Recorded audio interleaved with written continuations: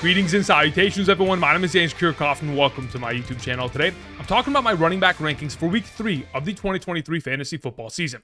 Over the course of today's episode, I'm going to be covering all topics related to the running back position, beginning with waiver wire. Yesterday, with the Monday night slate, unfortunately, there was two major injuries, one to Nick Chubb and the other to Jahmyr Williams, which certainly impacts the overall waiver wire priority that we are approaching as we enter Week 3. With that said, I'm going to go ahead and give you guys an updated list of the waiver priority at the running back position in order to compensate for those injuries. Additionally, after which we cover the waiver wire section, we'll talk about running backs for Week 3 in regards to matchups, in terms of defenses and how many points they've allowed thus far this season on average to opposing running backs, to give ourselves an indication as to who has the most advantageous matchups going into the week and why we want to take advantage of said matchups. After which, we'll go ahead and talk about my top 36 running back rankings for Week 3. I'll share with you guys my thought process and opinions, and of course, present statistics that justify these players' current rankings as we approach Week 3. Before we get into all of that, a reminder, for those of you who have yet to do so, be sure to subscribe to the channel. Again, we're making daily fantasy football content for the entirety of the 2023 season with the singular purpose of trying to help you win a fantasy football championship. So whether it's one of these rankings videos, trade targets, weekend live streams, Sunday morning live streams, all of it for the singular purpose of trying to help you guys make the most informed decisions every single week for the entirety of the season. So help us reach our goal of 80,000 subscribers. Subscribe today. Thank you very much. The final thing I wanted to mention before we get into the content today is in regards to Underdog Fantasy. For those of you guys who have not checked them out and you want more content outside of just the channel, be sure to travel down to the description, click on the link, and currently use code Andrew, because when you do so and make a first-time deposit, minimum of $10, not only are you going to get the first-time deposit match, you're going to get my rankings sent to you every single Sunday morning from weeks 3 through 18 for the remainder of the season. These rankings are by position, by tier, half PPR, full PPR, includes flex. So every single Sunday morning, I will personally send you an email with those rankings. So regardless of what you're doing, you'll have the most informed and up-to-date rankings so that you are setting yourself up for success against your league mates. Be sure to take advantage of the opportunity. For those of you who are wondering if you're eligible, be sure to check out the map to the right side of the screen. Play the Pick'ems game, draft responsibly via Underdog Fantasy. And of course, thank you for supporting the channel. All right, let's get into talking about some waiver wire updates in regards to the running back position. As you guys can see on screen, we currently have in the order of Jerome Ford, Craig Reynolds, Roschon Johnson, Matt Breida, Jalen Warren, and Tony Jones-Jr. As you would anticipate, Jerome Ford should be the #1 priority on all of our waiver wires. Having a potential of grabbing the #1 running back of the Cleveland Browns off the waiver wire is something you cannot pass on. Again, in the absence of Nick Chubb last night, Jerome Ford demonstrated he can get it done on the ground and through the air. Additionally, behind an incredible offensive line that is going to be running the ball for the entirety of the season, you want to have Jerome Ford. Now, the rest of the running backs that are on this list are accordingly there because of other injuries within their backfields or the potential of these players being stashes for the remainder of the season. Again, Craig Reynolds, Matt Breida, Tony Jones Jr. are benefiting from injuries to their backfields, while Roschon Johnson and Jalen Warren are late season potential stashes that could have value for the remainder of the year if, in fact, their starting running backs begin to fizzle out, as it seems like they are. All right, outside of that, we're going to now transition into talking about matchups of the running back position in terms of how many points defenses have allowed to opposing running backs in terms of rushing statistics thus far this season. Like I've mentioned in the past, and I'll mention once again, receiving statistics at the running back position is not based on matchups. You cannot have a more advantageous matchup in terms of receiving statistics. I've gone ahead and done the research over the past 3 seasons, and the #1 indicator as to whether a running back is more likely to succeed in the receiving game is how likely that offense is going to force feed him checkdowns and overall targets throughout a game. Therefore, it's primarily on the offensive coordinator and a quarterback as to whether or not a running back is getting that receiving upside. So when we go ahead and isolate running back rushing statistics, rushing yards, rushing touchdowns, we find the following. The Pittsburgh Steelers defense are giving up the most fantasy points per game on average, 22.6, to opposing running backs in terms of rushing statistics alone thus far this season. Now, they are currently ranked #1, which means that we want to start all of our running backs against that team. That bodes very well for Josh Jacobs, obviously coming off a lackluster performance of -2 rushing yards. Nonetheless, we present these statistics to give you an understanding just how successful our running backs can be in these given matchups. Again, the Pittsburgh Steelers are allowing 6.05 yards per carry, while a defense like the Seattle Seahawks, they're only allowing 2.73 yards per carry, while touchdowns have been the biggest difference maker in terms of the overall fantasy points they are allowing to opposing running backs. So keep that in mind. Now, when we talk about the other end of the spectrum, in terms of teams that have played incredibly in terms of stopping the run, the Eagles, the Cowboys, the Jaguars, Tennessee Titans, Baltimore Ravens, Tampa Bay Buccaneers, Cleveland Browns, San Francisco 49ers, New Orleans Saints, these are teams that year over year, it doesn't matter if we're talking about 2020, 2021, 2022, these defenses have always played well in terms of their defensive coordinators, their personnel, overall, they're in a perfect position to stop the run. They've done so thus far this season already at a great overall rate. And on top of it, these defenses aren't allowing rushing touchdowns. They're stout on the goal line. And oftentimes, because how great they are in terms of stopping the run, it forces opposing offensive coordinators to call a lot of pass plays over the course of those games, which obviously makes it a lot more difficult to trust our running backs going into these given matchups. But keep this in mind. I'll refer back to these statistics over the course of today's video. Just wanted to go ahead and once again present them to give you guys as much information as possible as we enter week 3. With that all covered, let's go ahead and let's talk about our top 36 running back rankings, beginning with our number 1, Christian McCaffrey, coming off of another 20-plus point fantasy performance. The fact of the matter is you already know that you're starting Christian McCaffrey. Just to give you a couple stats to give you even more confidence, in the last 14 games in which Christian McCaffrey has played with the San Francisco 49ers, regular season or playoffs, in which he's played more than 50% of the offensive snaps, he's had 10 consecutive games of 1 touchdown minimum. 8 of the last 10 games have consisted of 100-plus total yards. And on top of it, he has one of the easiest matchups at the running back position, taking on the New York Giants defense that are giving up 19.6 fantasy points per game in terms of running back rushing statistics allowed. James Conner, Tony Pollard, both of them dominated the New York Giants. They take them on Thursday night, a short week in which that defense is not going to be ready for what Christian McCaffrey is providing. Moving on to our number 2, speaking of Tony Pollard takes on the Arizona Cardinals. It should be a very easy matchup, and even though the Arizona Cardinals have been competitive, to be honest, I think that helps the overall, atmosphere of this game. If in fact the Arizona Cardinals can put up a fight for however long they're able to, it is going to allow Tony Pollard to stay on the field, continue to contribute at a high overall number in terms of opportunities. Speaking of opportunities, last week he had 25 total rushing attempts, 8 targets, and 7 total receptions, 32 total touches. You would have thought that those numbers belonged to someone like Derrick Henry, but in fact, it was Tony Pollard who was dominating in terms of overall touches. It was a game in which they wanted to bleed the clock, and they certainly did so, but 32 total touches is unbelievable. Amongst all players thus far this season, he's number 1 in red zone rushing attempts with 16, and he's number 1 amongst all players in red zone rushing attempts inside the 5-yard line. Despite the fact that he did not score a touchdown this last week, he still scored more than 16 fantasy points, and he set a career high in terms of total receptions in a single game with 7. I'm expecting Tony Pollard to continue that streak of success. Moving on to Bijan Robinson at number 3. Bijan Robinson took another step forward as they get him acclimated to the NFL speed. And it's abundantly clear that Bijan Robinson belongs in the National Football League and is making defenders look stupid on a weekly basis. My goodness, 19.2 fantasy points despite the fact that he did not score a touchdown. 19 total attempts, a 6.53 yard per carry average, 4 catches on 5 targets, 48 receiving yards. And overall, the fact that Desmond Ridder was far more expansive in his overall contributions in terms of getting Drake London more utilized within this offense is only going to help the offense going forward. And the fact that Desmond Ridder is threatening with his rushing attempts, that in itself also is going to help open up this offense and allow Bijan Robinson to be more successful. Now, even though Tyler Allgeier still got himself 16 rushing attempts, Bijan Robinson overtook him in the given week, had himself 19 rushing attempts. And in terms of overall snap counts, Bijan Robinson began to separate as well with 72% of the snaps, while we saw Allgeier play 44% of the snaps. Amongst all running backs in the National Football League, the efficiency of Bijan Robinson is clear. He's number 5 amongst all running backs with a 6.2 yard per carry average, and he's number 6 amongst all running backs in terms of yards after contact per attempt with 3.97. He is an unbelievable running back, and he's only just beginning his reign of success.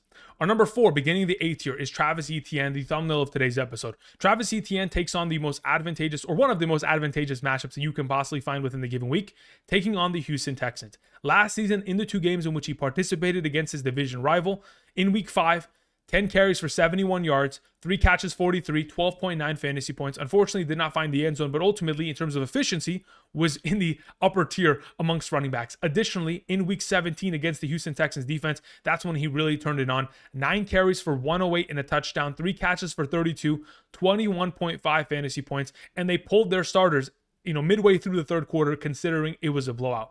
Nonetheless, Travis Etienne against the defense that cannot stop a run and that are giving up 19.55 fantasy points per game to opposing running backs thus far this season on average. I know that there was a overall conversation of Travis Etienne dealing with cramping last week. Hopefully that is the entirety of his questionable designation and there isn't an injury that they're hiding. So hopefully by tomorrow we'll have a pure indication of that. And when in fact we do and he's ready to go, he should be a fantastic play. All right, let's go ahead and let's remind you guys, if you have not yet already, be sure to check out the link down in the description, AndrewKirchhoffShop.com. You can go ahead and copy yourself the 1.01 brand, the official merchandise line of the Andrew Kirchhoff YouTube channel. Again, for those of you who are looking to rep the merch, whether it is the 1.01 brand or greetings and salutations, be sure to go ahead, travel down to the description, rep the channel, Thank you very much for the support. Again, these overall hoodies in terms of the tie-dyes are in limited capacity, champion branded. So for those of you who are interested, be sure to get them today. Thank you very much. All right, let's talk about Kenneth Walker III as our number 5. Kenneth Walker has an advantageous matchup taking on the Carolina Panthers. And even though both of his starting offensive tackles were missing last week against the Detroit Lions, a very good run-stopping defense, we still saw Kenneth Walker put up 17.9 fantasy points because they did not forget to give him the red zone utilization that he requires every single given week. So now going forward into week 3, the expectation is that they're going to run the ball going up against the Carolina Panthers. The Carolina Panthers thus far this season are allowing 21.7 fantasy points per game to opposing running backs in terms of rushing statistics alone. And in terms of the overall contribution of opportunity in this backfield, it is not what we anticipated from what we saw this offseason of where we were drafting Zach Charbonnet. Zach Charbonnet has only played 25% of the offensive snaps and only has 9 total touches out of this backfield, while Kenneth Walker has touched the ball 34 total times and played 62% of the offensive snaps. We're leaning in the direction of Kenneth Walker having himself another big week here as our number 5.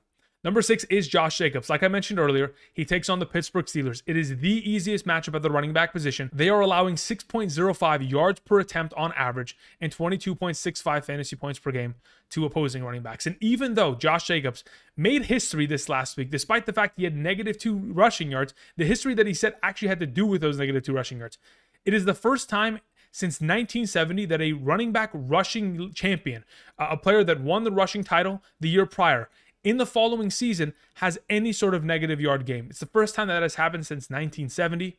Obviously making history, and hopefully he can get back to making history, but in the right way. Having himself a big bounce back game here against the Pittsburgh Steelers. And even though Josh Jacobs wasn't able to find much success on the ground, 5 catches for 51 through the air certainly did mellow out the overall week. Nonetheless, we need to see him get back on track. And if you have an opportunity of buying low on a guy like Josh Jacobs, you should do so.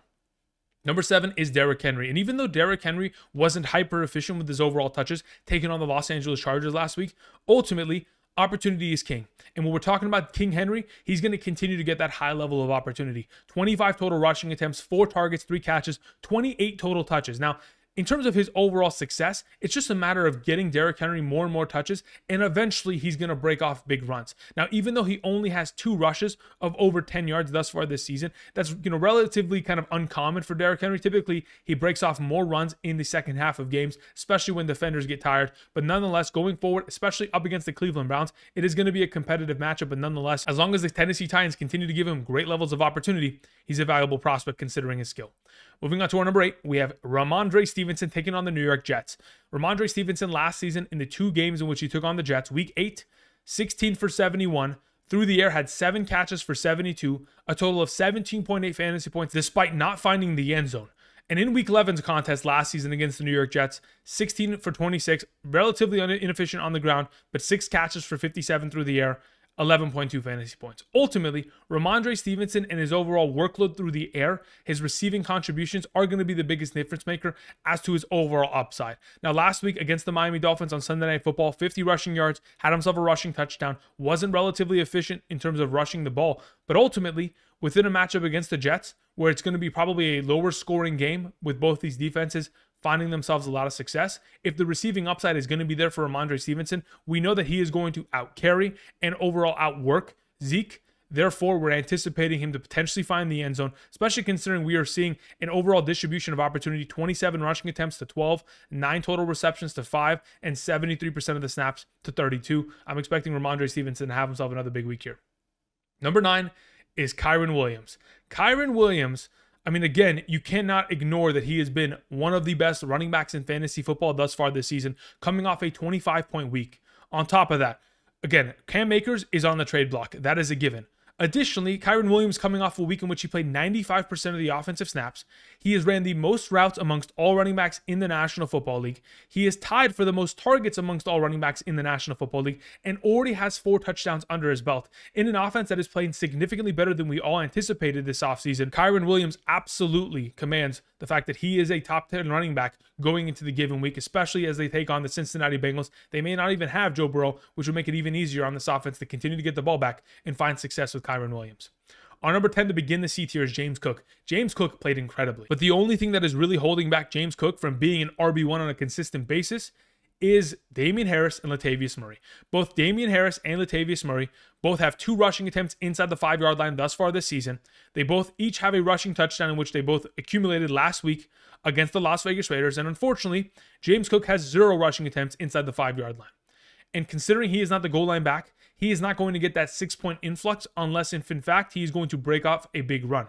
And quite frankly, he's capable of doing so. 17 carries for 123, a 7.24 yard per carry average against the Las Vegas Raiders, 4 catches for 36 on 4 targets. The opportunity is there, and regardless of whether or not he finds, the end zone from the red zone opportunities, eventually he's going to have opportunities in which he breaks off big runs. And when he does, the volume of touches that he gets is going to be the key difference maker as to why he is continuing to be a top tier candidate at the running back position. Number 11 is Raheem Mostert. So here's the thing about Raheem Mostert. He takes on Denver. The Denver Broncos just gave up 18 carries for 87 yards and 2 rushing touchdowns to Bijan Robinson, especially considering there was a fact in which in that game, the Denver Broncos were leading by a lot of points.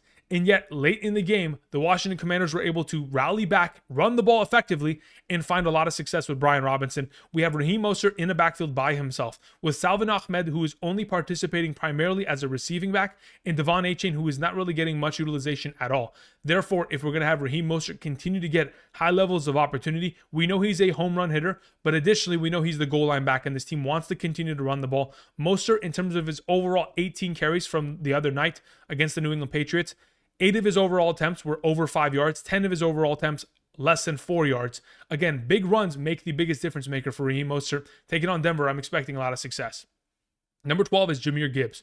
With the absence of David Montgomery, we have already heard Dan Campbell say that there is going to be a running back by committee approach going into the weeks in which we do not have David Montgomery.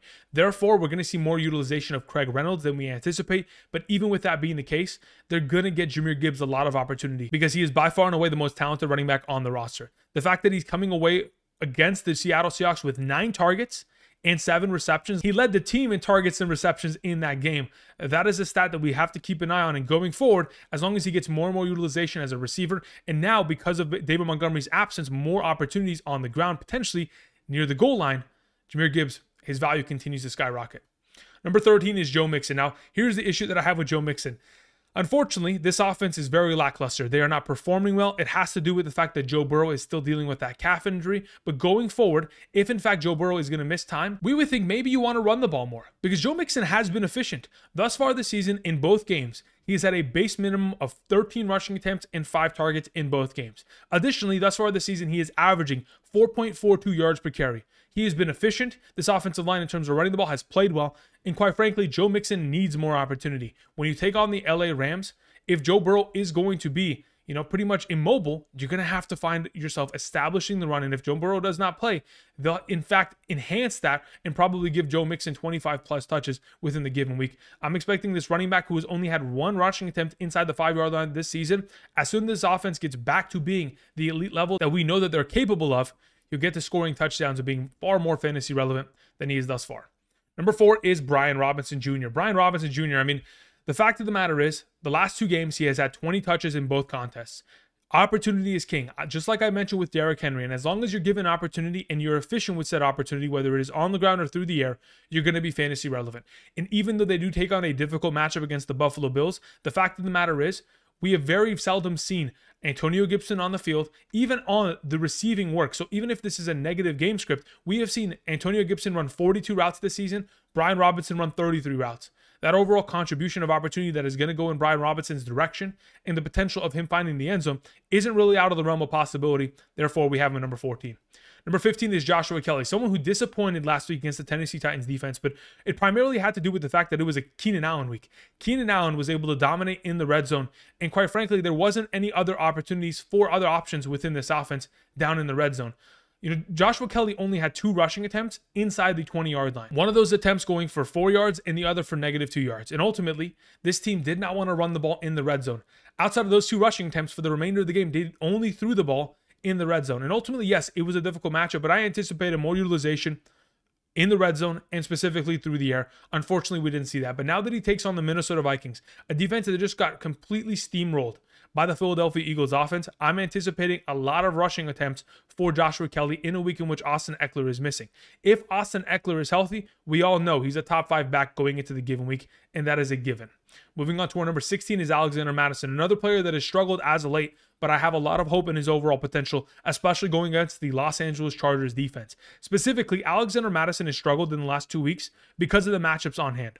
Taking on the Tampa Bay Buccaneers and Philadelphia Eagles front sevens is no joke, especially with the injuries that the Minnesota Vikings had within their offensive line. They've gone ahead and signed Dalton Risner, a guard that has started for the Denver Broncos over the course of the last couple seasons at a very efficient level. So they're obviously going to improve their interior of their offensive line, considering the injuries that they have been, dealing with thus far this season already.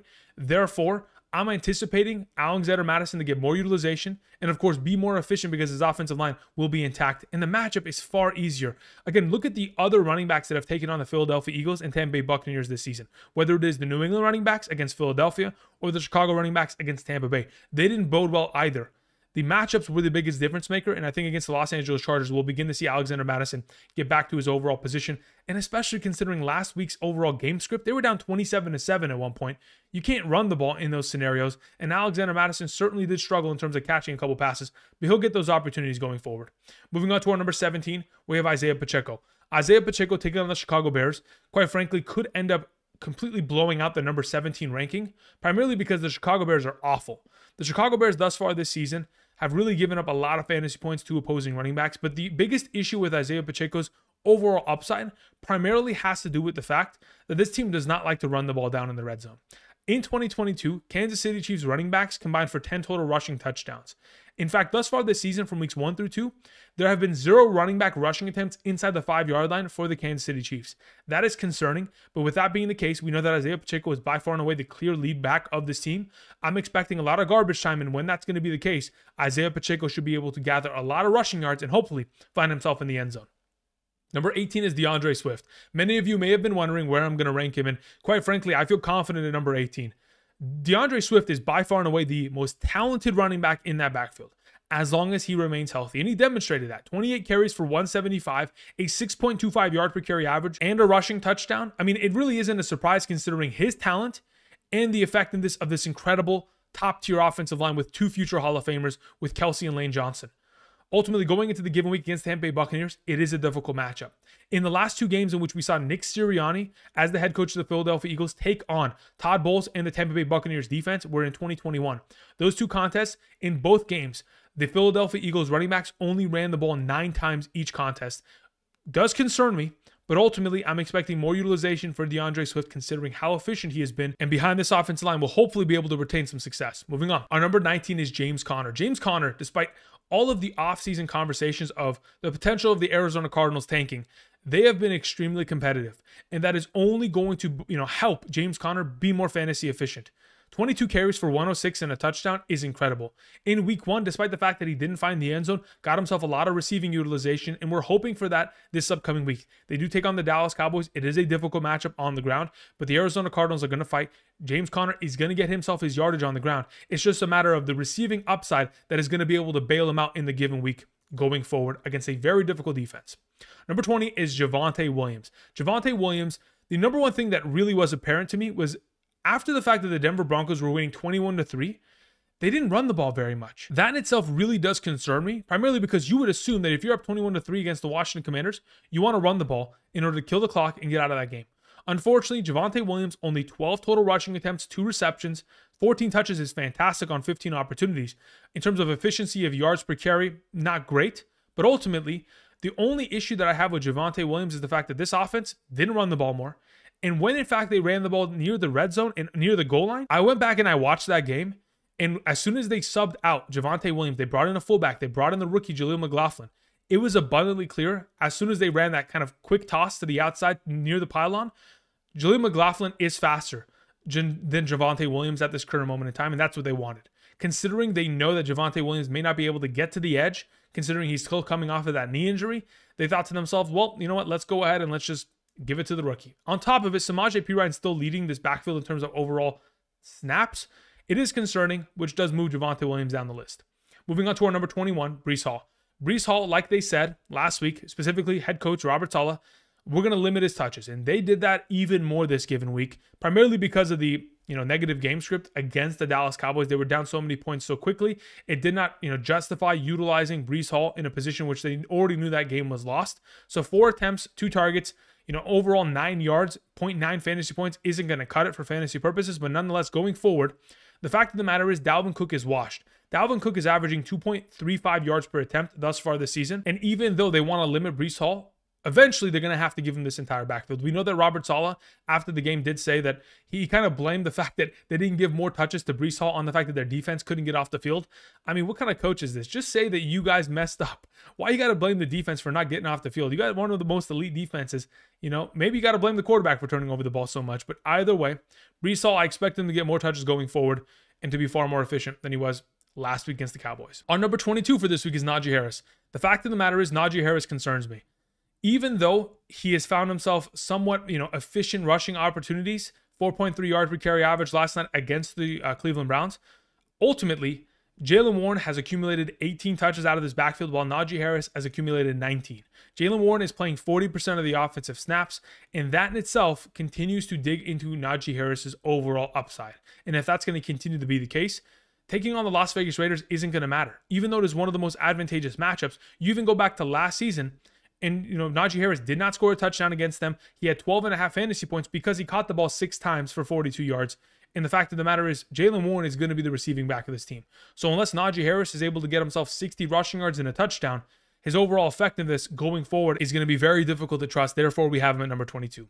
Number 23 is Miles Sanders. Now, in regards to Miles Sanders, they take on the Seattle Seahawks. Seattle Seahawks have only allowed 2.73 yards per carry on average. A lot of that overall workload was Cam Akers really bringing down that number and driving it down in week 1. Nonetheless, Miles Sanders is in a situation with Bryce Young in which the game script and the overall touchdown upside is very limited. Going up against the Seattle Seahawks, especially if in fact the Seattle Seahawks gets 2 of their overall starting defenders back in the secondary with Witherspoon and Adams, it is only going to make it more difficult for Bryce Young. And then therefore is going to make it far more difficult to run the ball on a consistent basis with Miles Sanders. Even though Miles Sanders gets himself receiving work and 17 total touches, unless this offense has the ability to get down and into the red zone and give him touchdown upside, his overall contribution is going to be limited against the Seahawks defense, especially with Chuba Hubbard running majority of the 2-minute drill in situations in which they're down many points and need to pass the ball, which pretty much for the entire season should be existent in every single game for the Panthers. Number 24 is Jerome Ford. Again, like I mentioned earlier, Jerome Ford has already demonstrated that he is capable in the absence of Nick Chubb to be a suitable player. Now, even though on his 16 rushing attempts, he had 106 rushing yards, a 6.63 yard per carry average, I went ahead and I tracked all of those rushing attempts when I watched the game back. He had 9 attempts in which there were less than 4 rushing yards. And he had 7 carries of 4 or more rushing yards. One of those rushes being a 69-yard rush down the sideline. Obviously, the red zone rushing attempt and touchdown was yoinked from him, but nonetheless was also able to get himself receiving work, 3 catches, 25, and a touchdown, 22.6 fantasy points. Going up against the Tennessee Titans is not an easy matchup, but going forward, it's purely going to be a matter of can Deshaun Watson carry this team on his back? Because you're often going to see Jerome Ford get a lot of touches, but can he break off those big runs on a consistent basis? Time will tell. But Deshaun Watson truly has to put this offense in positions to be able to allow Jerome Ford to find himself in the end zone to be a consistent option. We'll keep an eye on that as the weeks progress without Nick Chubb in the lineup. Number 25 is Dameon Pierce. Dameon Pierce is a great running back, don't get me wrong, but his offensive line is completely torched. 4 of the starting 5 offensive linemen on Sunday were out. Both tackles, the center, and the left guard. Only Shaq Mason, the starting right guard, was active. Therefore, the overall contribution of Dameon Pierce putting up 15 rushing attempts for 31 rushing yards isn't, a crazy overall outcome. Now, last season against the Jacksonville Jaguars, he found himself a lot of success, 26 carries, 99 yards, a rushing touchdown, 3 catches for 14 yards, 18.8 fantasy points. And we love to see that overall level of production, but it's just going to be a matter of can this defense continue to keep the Jacksonville Jaguars out of the end zone, keep it a close overall contest so that the rushing game can stay relevant. And on top of it, can we see some of these offensive linemen return? Because if in fact they can, especially Laramie Tunsil, that'll certainly make a difference in Dameon Pierce's overall effectiveness within a given week. Number 26 is A.J. Dillon. A.J. Dillon, we expected opportunity, but we also expected him to score a touchdown on Sunday. That's why I had him so highly ranked. Unfortunately, he did find the opportunity, but the red zone was not even in the realm of possibility, primarily because this is an offense that already with Jordan Love have demonstrated they want to pass the ball in the red zone. They lead the National Football League, tied with the Minnesota Vikings in terms of total passing touchdowns.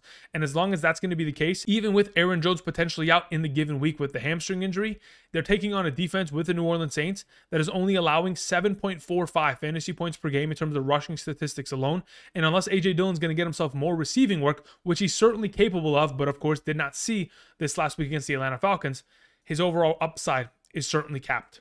Moving on to number 27, we have Rachaad White. Despite the fact that Rachaad White is coming off of an incredible game of 18.8 fantasy points and produced exactly what we were anticipating in terms of, hey, this offseason, he's going to be the lead back. He's going to get himself a boatload of touches. And to be exact, he had 22 against the Chicago Bears. Was highly efficient on the ground and through the air, but taking on the Philadelphia Eagles, who are only allowing 2.93 yards per attempt thus far this season, that is going to be a difficult task for him to go ahead and put up a high volume of fantasy points unless he is getting a high utilization within his overall targets and receptions.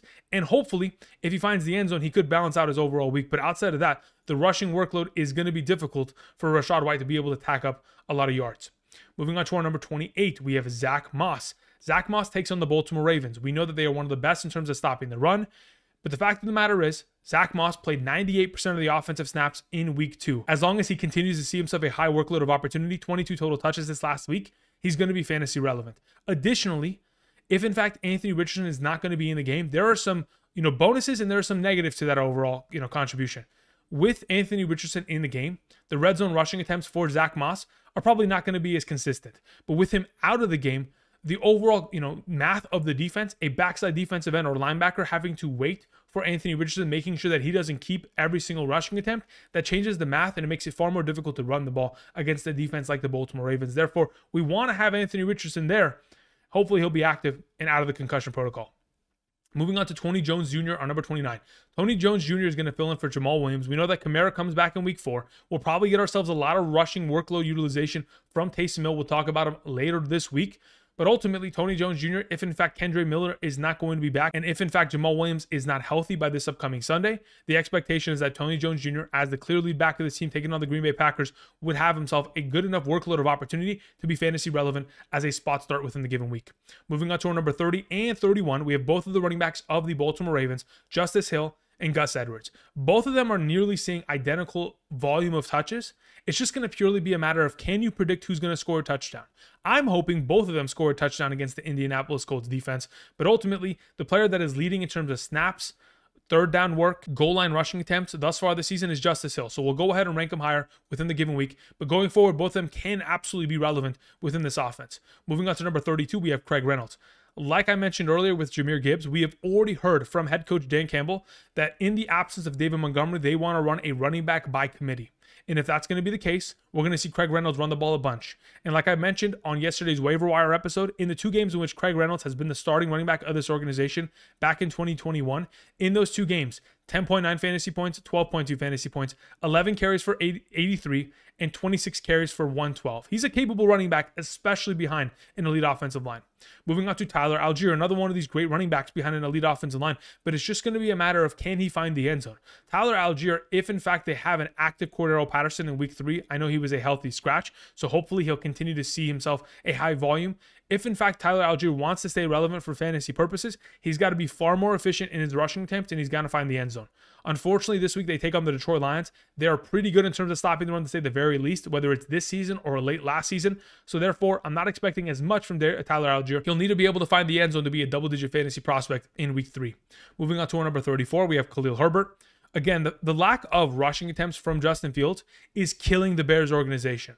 Their offense is awful because they are not allowing Justin Fields to run on designed runs. And that has been what unlocked this offense all of last season. We've talked about it all offseason. Justin Fields was so much better in weeks 5 through 17 because they allowed him to run on design runs. But Luke Getsy wants to go ahead and change it up all of a sudden. Ultimately, we're going to have to wait until this offense gets back into their, Justin Fields run-happy offense, because if and when they do, there's more of a threat of Justin Fields on the field, and it'll change the math of the defense, similar to the way that I was mentioning Anthony Richardson's presence changing the math of the defense, which makes it that much more advantageous for their running backs to run in between the tackles.